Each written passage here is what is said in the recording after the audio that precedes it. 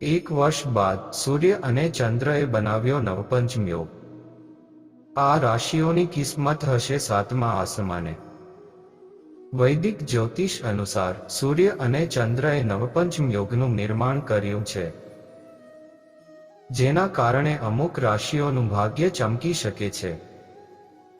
સૂર્ય તેમજ ચંદ્ર એકબીજાથી નવમા અને પાંચમા ભાવમાં હોય તો નવપંચમ યોગનું નિર્માણ થાય છે।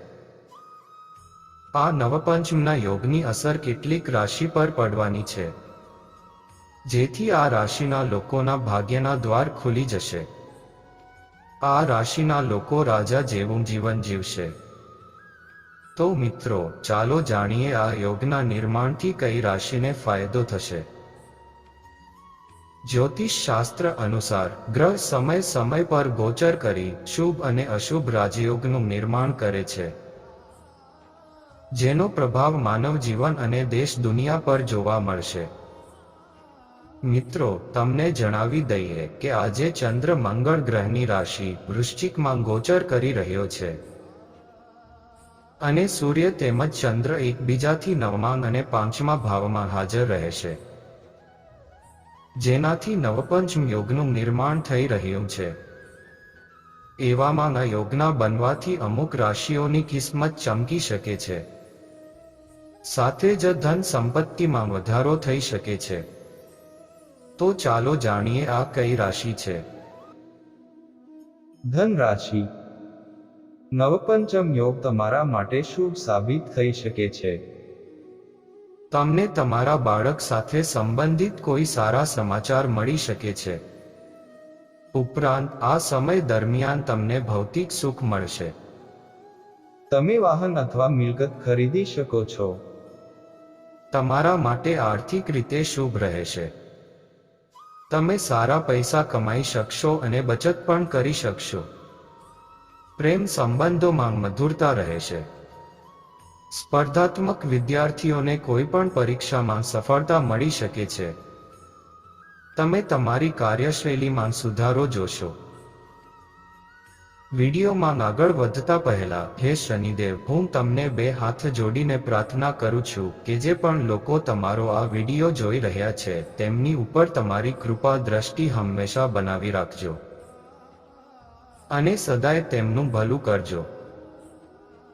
તો મિત્રો, મારી આ પ્રાર્થના શનિદેવ સુધી પહોંચે તે માટે આ વિડીયોને લાઈક કરી ચેનલને સબસ્ક્રાઇબ કરી દેજો અને નીચે કોમેન્ટમાં જય શનિદેવ જરૂર લખજો, જેથી મારી આ પ્રાર્થના ભગવાન શનિદેવ સુધી પહોંચી શકે અને શનિદેવ તમારું કલ્યાણ કરે।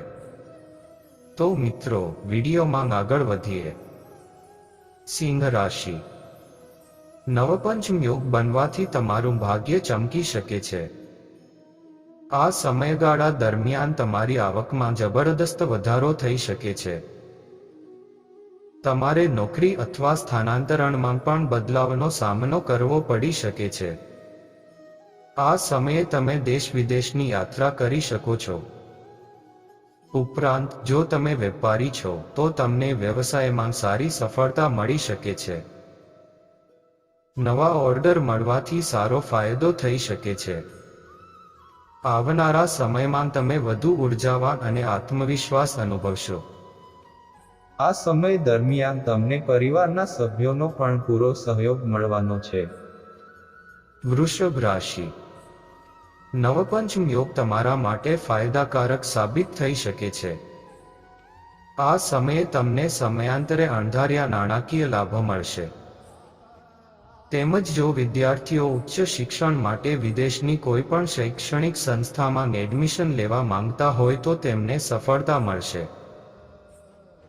આ સમયે નોકરિયાત લોકોને પ્રમોશન મળી શકે છે।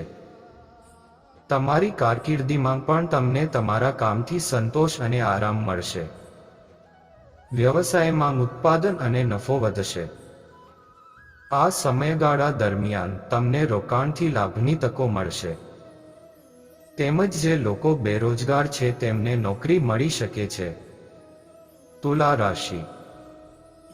તુલા રાશિના જાતકો માટે આ નવપંચમ યોગ ફાયદાકારક સાબિત થઈ શકે છે। 8મા ભાવમાં સૂર્ય અને ચંદ્રની એકસાથે હાજરી તમને ખૂબ જ શુભફળ આપશે. આવી સ્થિતિમાં વિદેશ જવાનું સપનું પૂરું થઈ શકે છે. કોર્ટના મામલાઓમાં તમને રાહત મળશે.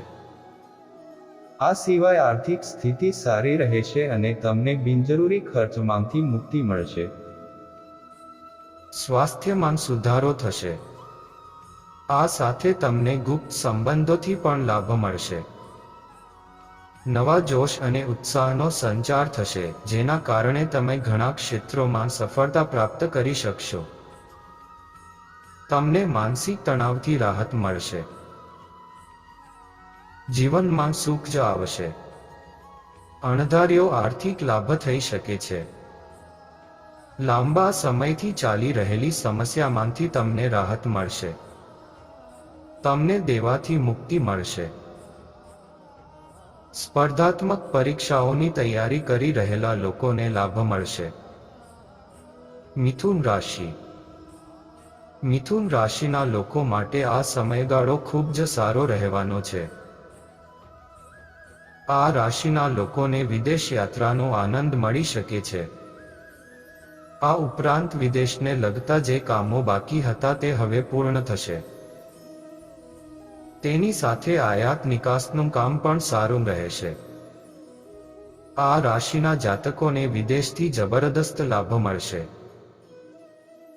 મિથુન રાશિના લોકોને બિઝનેસમાં ઘણી મોટી ઓફર મળી શકે છે. આ સાથે તમે આવનારા સમયમાં દેશ વિદેશની યાત્રા કરી શકો છો. 12મા ભાવમાં મંગળ અને ગુરુની હાજરીને કારણે આ રાશિના લોકોને દરેક સમસ્યામાંથી રાહત મળશે. તેનાથી તમને ભાગ્યનો પૂરો સાથ મળશે. તમારા ભાગ્ય સાથે તમારા બધા બાકી કામ પૂર્ણ થશે. પેટ સંબંધિત સમસ્યાઓથી રાહત મળશે. સંતાન તરફથી તમને ખુશી મળી શકે છે. આ સાથે નવા સંબંધો બની શકે છે. વિવાહિત જીવન સારું રહેશે. મકર રાશિ. મકર રાશિના લોકો માટે પણ આ મહાબલી નવપંચમ યોગ લાભદાયક રહેશે. ભાગ્યનો સ્વામી સૂર્ય 10મા ભાવમાં સ્થાન પામે છે. માતા પિતા અથવા પરિવાર સાથે ચાલી રહેલ વિવાદ હવે સમાપ્ત થઈ શકે છે. મંગળ શનિની દૃષ્ટિથી બહાર આવ્યો છે. આવી સ્થિતિમાં ગુરુની સાથે મંગળની હાજરી તમને અનેક ગણું વધારે પરિણામ આપશે. સમાજમાં માન સન્માન વધશે. જમીન અને મિલકત ખરીદવાનું સપનું પૂરું થઈ શકે છે. આ સિવાય મંગળનું પાસું 5મા ભાવમાં આવી રહ્યું છે. આવી સ્થિતિમાં વિદ્યાર્થીઓને વિશેષ લાભ મળવાનો છે. વિવાહિત જીવનમાં ખુશીઓ આવશે. સંતાન તરફથી તમને ખુશી મળી શકે છે.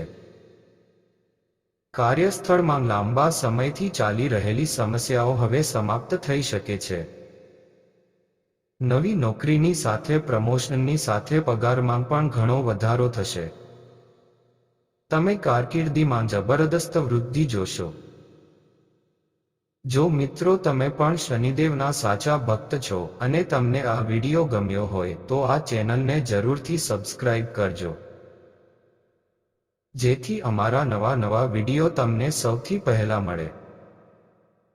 તો ચાલો મિત્રો, મળીએ એક નવા વિડીયોમાં. ત્યાં સુધી રાધે રાધે.